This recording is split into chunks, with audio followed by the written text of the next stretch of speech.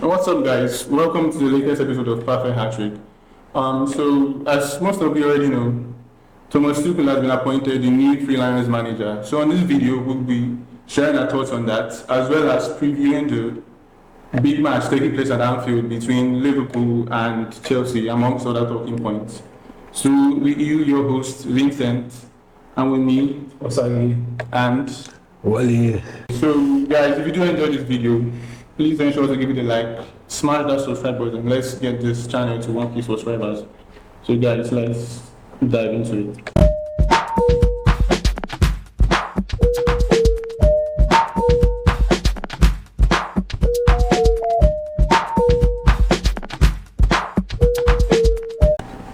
So, guys, we've had like what is it, 2 weeks of non-league football. How was the international break for you guys? Was it eventful? Was it uneventful?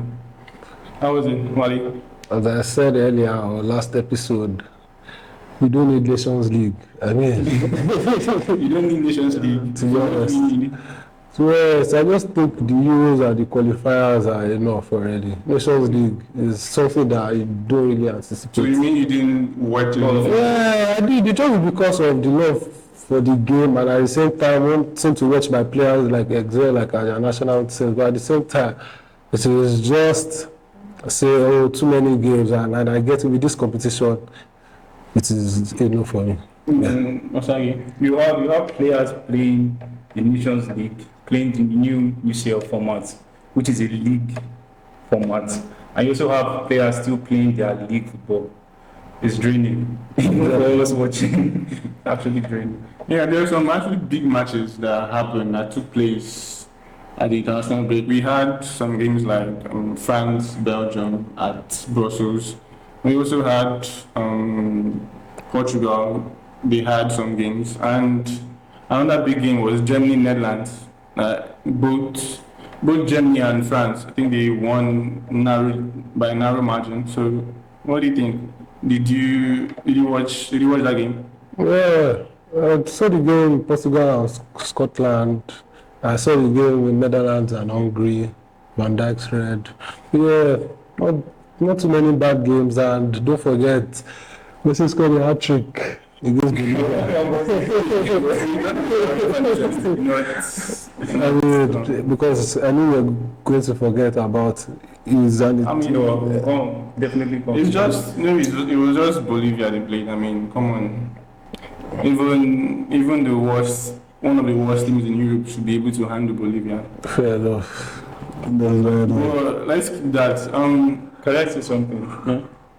Why is nobody talking about the fact that Saliba was exposed? Do you want to sweep that under the carpet? You see Saliba, that reckless tackle. Okay, yeah, it's a Why fun down, is yeah. nobody talking about it? It's a rough stuff. It was a pen down, yeah. Against Openda, that was against A trip down. a trip. Works. Yeah, As it a can happen. Come on. I think it can happen to anyone. Come on. I mean, we've seen Van Dijk. Oh, but Van Dijk against Perisic. Oh, that is what, It wasn't reckless. but okay, it was a slip. It was a sleep. It can happen to anyone now. It was human error. That man is not here to come on. I think that's the case. But anyways, guys, I think the main talking point from the international break was the appointment of Thomas Tuchel. Yeah. What do you think? You think that's a good choice? The fact that England has gone from their traditional English coaches to a well-renowned German coach in Thomas Tuchel, it's actually exciting. I mean, what he did with Chelsea and the fact that he was a nightmare for Guardiola in the matches he faced and winning the Champions League with them and the whole semi-final run and everything, actually an exciting. You think is, I mean, given what Gary Southgate has done over the past few years, I mean, the past few competitions, they've been able to reach the semi-final stages, the latter stages of the competition. Do you think Thomas Tuchel, in quotes, can be able to be the final push? Probably carry the 2026 World Cup? Yes.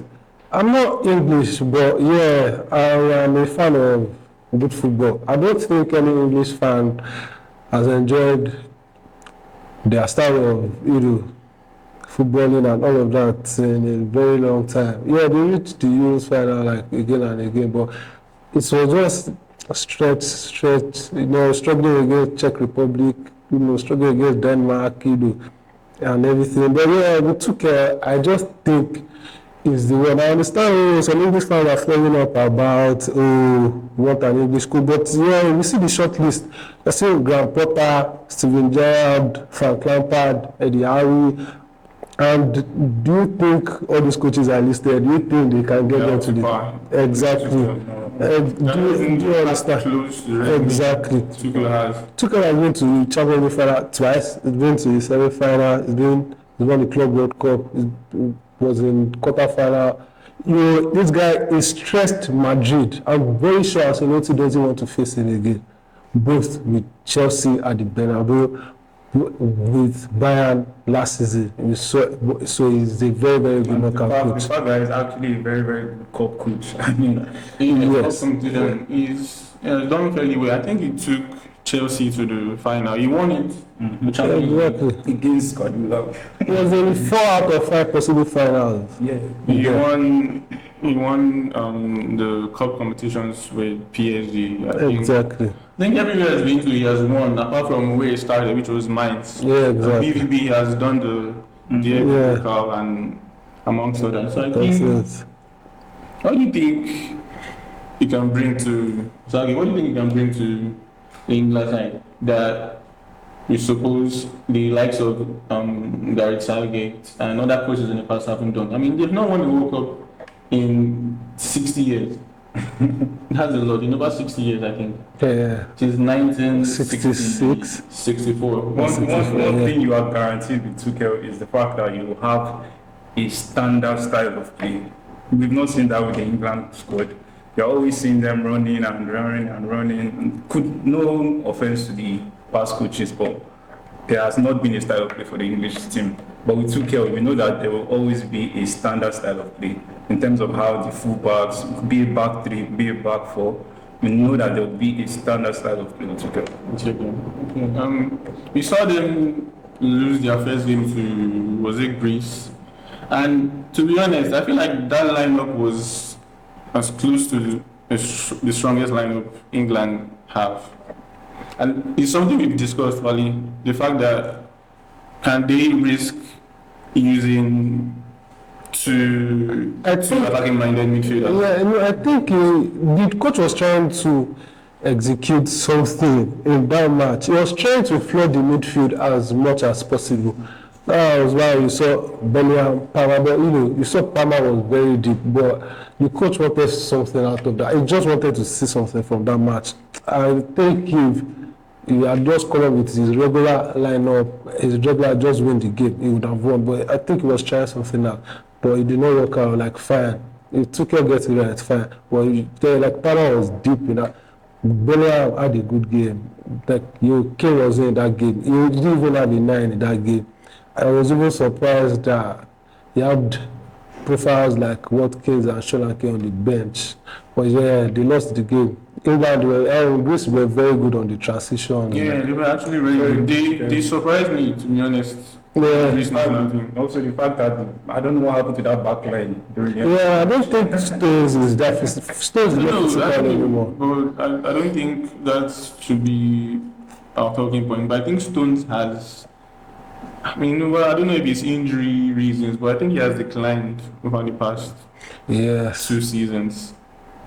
I think the next international break is next month, November. So I expect another international break. I expect things to. I expect to see what Thomas Tuchel has on offer. All right, guys. So we've gotten the international break out of the way. So let's move on to the league football. I mean, the Premier League. Where should we start from?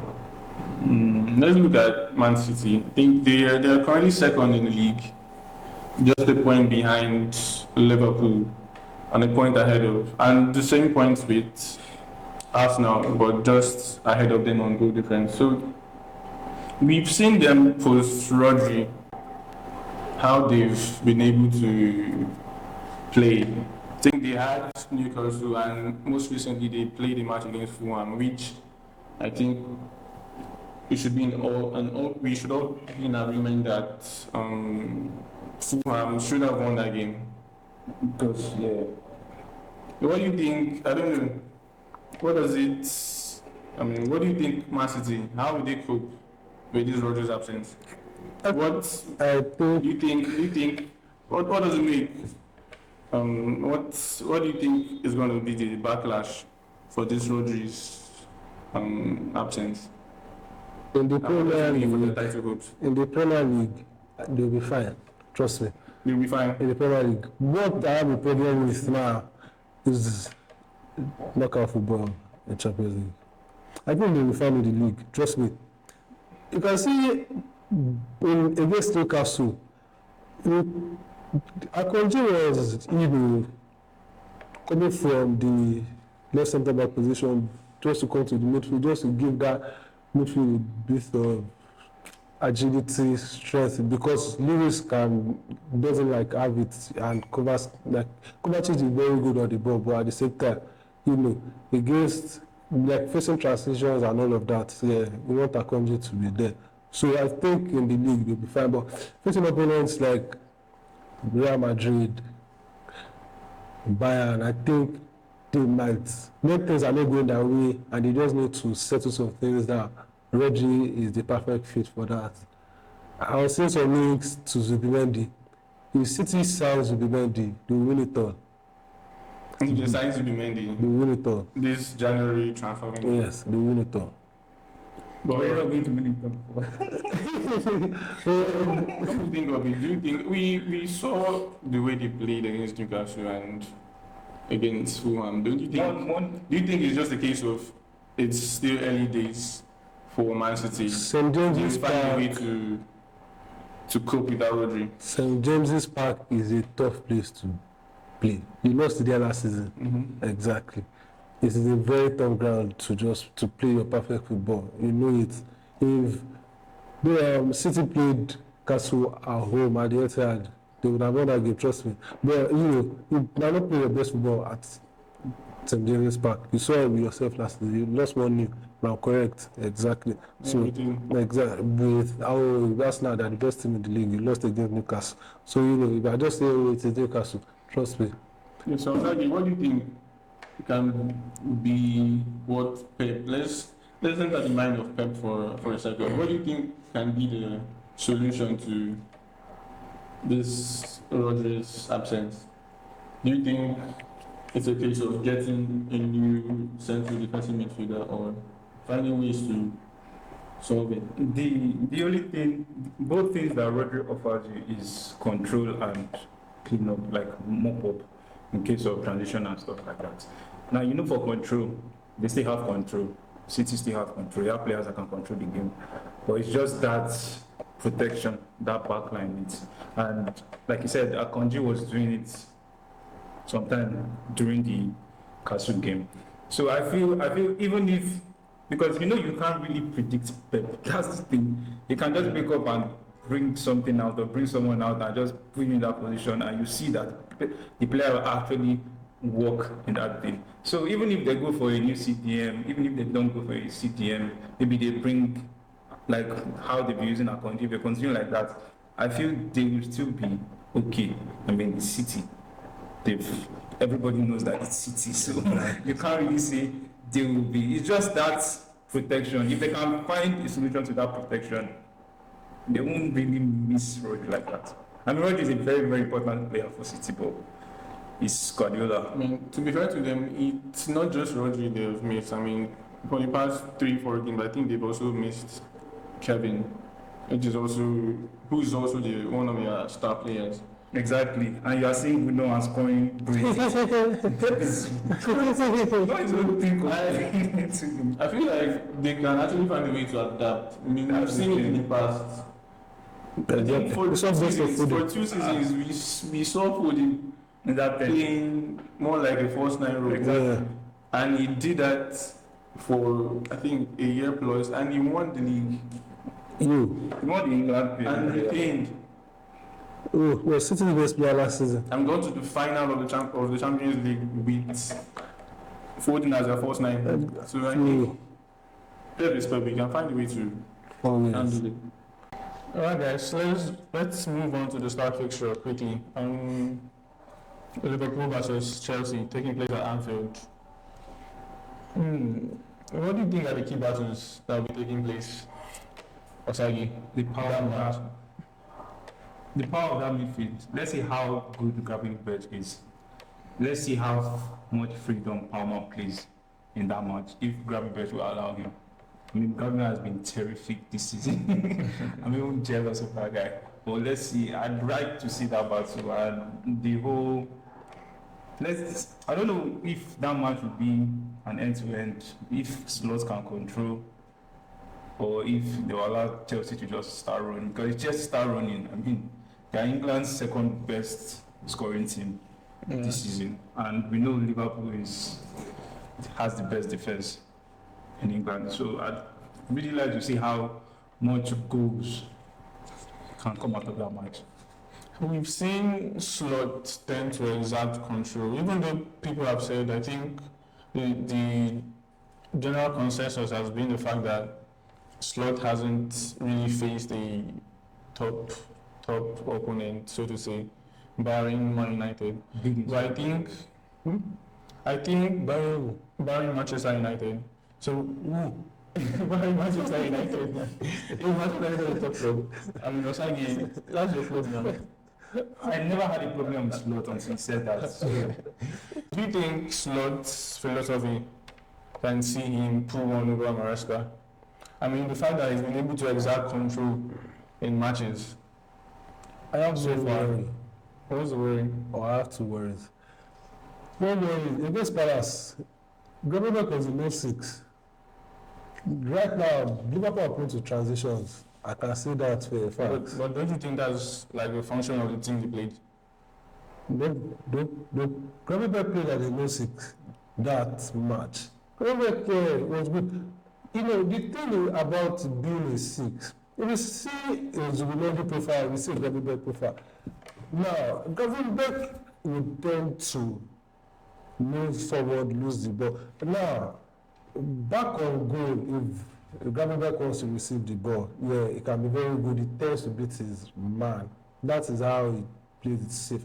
You know, the Zubimendi profile is the one that will give probably 95% accuracy. Now, about the thing of the double 6 here, McAllister and Soboslai. Jones. Yeah, I don't even know. If Jones can be very good, he will be very pivotal for Liverpool this season. Because now, as I say, off the ball, like Soboslai is very good, but on the ball, we've seen it as a problem for. He loses the ball a lot. Now, I've seen some people say, Soboslai is meant to play more on the left-hand side. Because in Leipzig, his best games were from the left-hand side. So I don't know how he wants to implement that slot. And, you know, now playing as a low 6, playing as a double 6, if you play McAllister and Gravenberch, they should be able to exert more control. Because now, if against Chelsea, you sweat against Brighton, you are trying to just go elsewhere with them, it can be in trouble. Okay, so exactly. Back when he was in Feyenoord, I think we saw him utilize the double pivot system, but in this case, we saw one of them just be a bit further than the other. I mean, sort of, kind of like a diagonal pivot, more instead of the normal horizontal pivot we do have in the normal 4-2-3-1 system. So in this case, I think Liverpool, what they do is McAllister is just a bit more advanced than Gravenberch. So I think 2 of them, Gravenberch and McAllister, those 2 are key.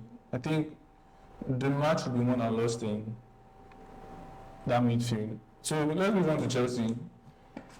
Chelsea, for all their goal scoring prowess. I mean, we've seen them concede quite some cheap goals. Oshagi. We saw them beat Wolves in what was actually an open game, 6-2. Though they considered 2 goals. We also saw them make light work of Brighton, 4 goals, and also considered 2 goals. The way Chelsea plays, I don't know. Their matches are usually folding because I really don't understand. That first half against Wolves, I was just laughing because it was like either they take the ball and go and score, and when they lose it and don't score, they are very, very vulnerable when what's the name of this Wolves striker is always running at them. Yeah, it's always running and they are very, very vulnerable. Same thing with Brighton. The way the kind of chances they concede is actually alarming. And if they allow Liverpool those chances, it's going to be very, very bad. Yeah. If they allow those chances. Because Liverpool, this is not a game you afford to concede that many chances. Mm-hmm. You can't afford to make mistakes because you get punished. Yeah. You will get punished. And this is the Liverpool side that currently have the best defense in the league. I think they've considered just 2 goals, if I'm correct. Or 3. But on the flip side, Chelsea, we've seen how lethal they can be on the counter, Dangerous. especially when they are given space. Do you think that can come to play, Ali? Yeah. The problem now with Chelsea, I just think they bring problems to themselves, especially building up. You can see they just tend to bring more pressure to themselves when they're trying to build up from the back. Cole is a very, very good centre back, but I don't think he has somebody really that good. We are seeing Disasi, we see Fofana that is always playing with him. He's shaky. But we talk about the Liverpool are vulnerable to transitions, as I have said. And now we see Jackson, Palmer, Enzo, Noni, they can very lethal. But a game at Anfield, you never can tell. They don't need to do games there. The atmosphere alone at Anfield, that alone actually gives Liverpool the edge. I think 2 of their starting back for aren't available. We have Cucurella and Fofana. Yeah. That's a big miss, I think. That means they have to start with the likes of Renato, Vega, and Tosin. Well, I saw him against Genk. But Tosin was... Well, That's a Genk. But Tosin has really been good on the ball. I'm not the one that noticed it. It's almost, I wouldn't want to use the word press resistance, but he has shown that, the matches he has played. Vega started against Scotland, you know, right? And it didn't go back. So who are the players to watch? Number 1 player to watch will be Palmer. Like on both ends. On both ends. For Chelsea, definitely Palmer. Then you have the Egyptian code. Mo Salah. He'll always be involved, even if he's not scoring, he'll be involved. And like I said, Gravenberch. If Gravenberch can have a very good game, Liverpool might see something. I want to see Gravenberch against Caicedo. Yeah. Yeah, that would be a very good battle. Yes. And I said before, they can't afford to allow Palmer freedom. If they do that, it will be very costly. It promises to be a really, really good game. I think this is the first meeting. Enzo, Maresca, and Slot in the Premier League. So Bow versus Bow. There's no the Bow friends. We all see it from Bow in what's that?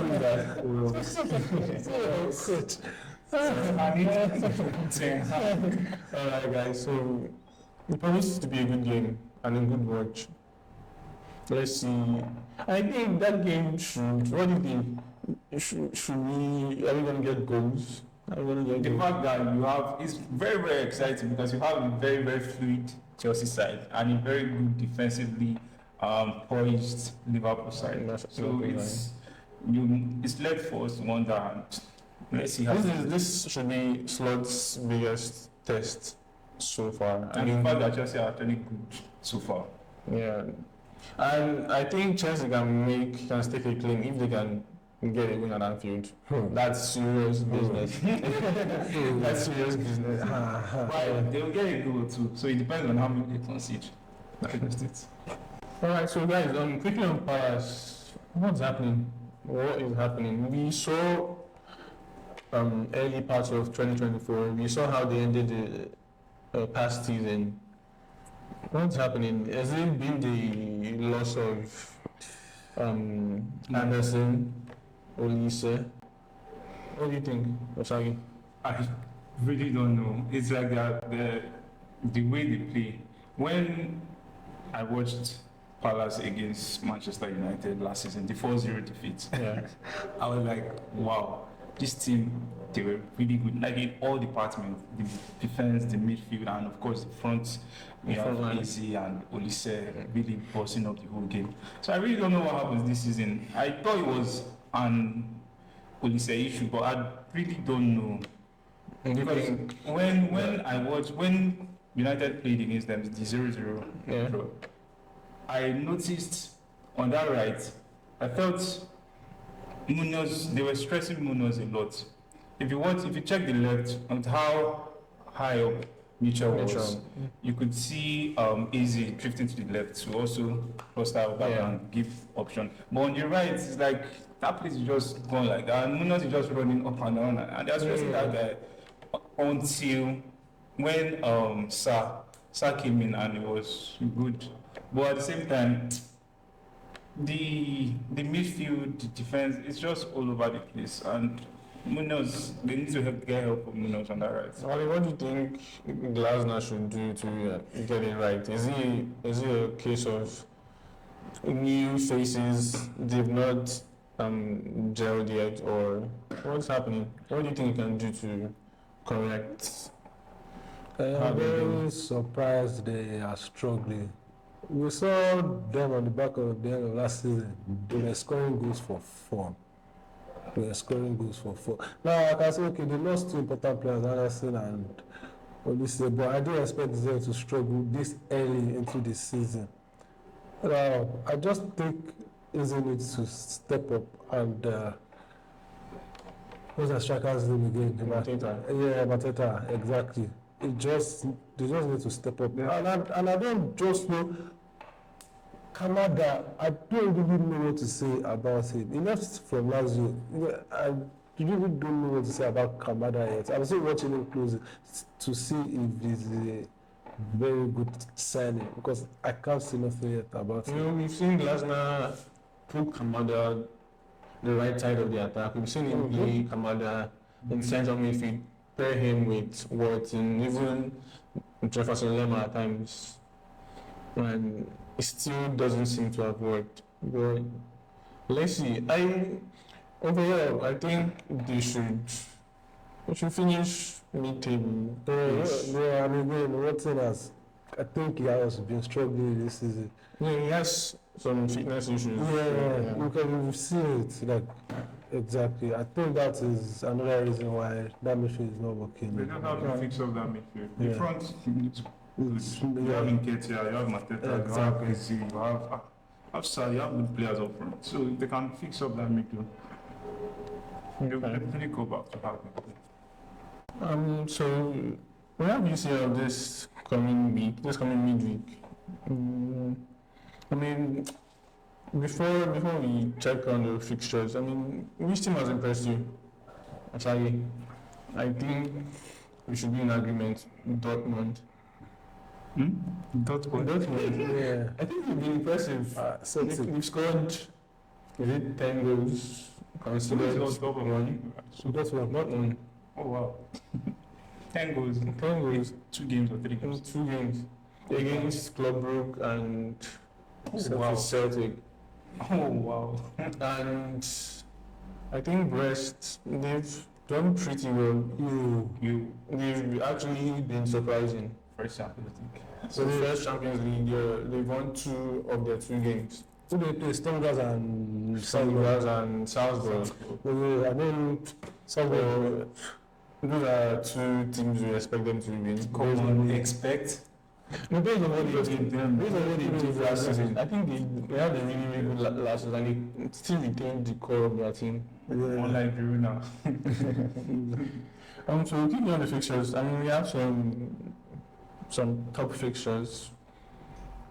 Barcelona, Bayern. I mean, that should be the star match for the match they think. They're just one word to that match. Revenge. Revenge. I mean, I don't think there's any, even if Barca are to win or to defeat Bayern, I don't think that would, cover the blemish of that season. I don't think it will. What do you mean? It's to our next name. Will. That was an 8-2 chance. You know. Let me tell you something. Let me tell you something.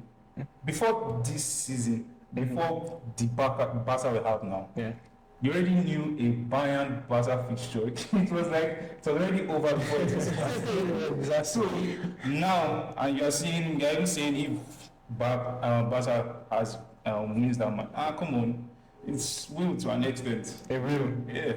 Even though it's that it was actually but come on. No, as I say, for the past 4 years, I think this is the first time I am confident to face Bayern. Like I said anyway, I cannot even lie.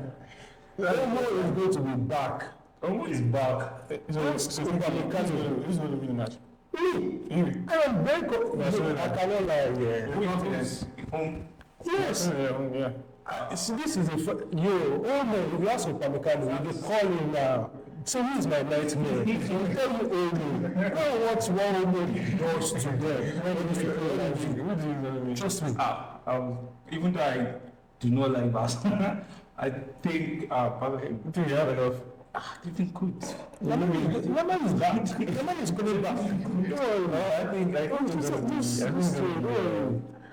Let's say 64. I think it's going to be a draw game. I think Bayern should edge a draw. Me, draw. I think you will. I mean, what else? We have Leipzig versus Pool. Liverpool. Liverpool should do the business, right? They should. At the same time, Leipzig are good. they are very, very funny. They're a top team. Very, very. You have Sefco. Openda. You're looking good. What is Sefco? See what he did to you then. They lost the match by the same time. They lost the match by what they did What to is you. striker? What is striker? He's been in the books for Arsenal. I mean, I as an Arsenal fan, I do show to get him. It's who I expect all to be. He has that aura, he has that profile. Exactly. You know that this is a striker. That's right. Exactly. So other fixtures, Arsenal, Shakhtar, Arsenal should do the business. We have Juventus, Stuttgart. So it should be a good game. But I think Juventus will find a way to make that a drive. Are you worried about? I think so. You should be worried about. Bremer spent this year. He's out for the next of the season. Yeah, he has. So now I think Kalulu is going to replace him there. So I think they should be fine. It should be fine, right? So Goloka is very smart. He's one coach I admire a lot. And I can see young coaches like coming up, you see Xabi Alonso. Mota is one to watch over the next decade. Okay. Real Madrid Dortmund, another big game. What do you have, Osagi? Madrid. Come on, it's UCL. Madrid Dortmund. No, we are not in the latter stages. I feel we can, if we want to get at Madrid now, It is in the group stage. Yeah. I I think feel it's finally balanced. against Lille, they lost. I mean, they lost against Lille, Amen. so we'll say they can't lose against Dortmund. Those at the Santiago Bernabeu, so Yeah, that is another. that's another angle. And we also have PSG, PSV. Should be an exciting game, Exciting. full of goals, don't you think? I don't know. But yeah, because they create a lot of chances. Yeah, against Arsenal even. Yeah, I think PSG they concede a lot of chances too. So yeah, I think. Guys, Yeah, we thought about this not long ago. So we have this game show. We like calling it game show, a prediction game that is going to be happening. It's going to be happening every episode we drop. So these are the goals. We are going to have 5 fixtures all across the top 5 leagues, and each of us here are going to predict each game, and we're going to have a score, a kind of like a table that is going to accumulate the points tally for each prediction. So today we have Liverpool Chelsea, the first of 5 fixtures. What's the score prediction, Sorry, for the match? Liverpool Chelsea. Given the fact that it's at Anfield and people have not really conceded a lot of goals this season, I would still expect them to concede a goal in that match. So I would say maybe a 3-1 win to Liverpool. A 3-1 win to Liverpool. Yeah. Wale?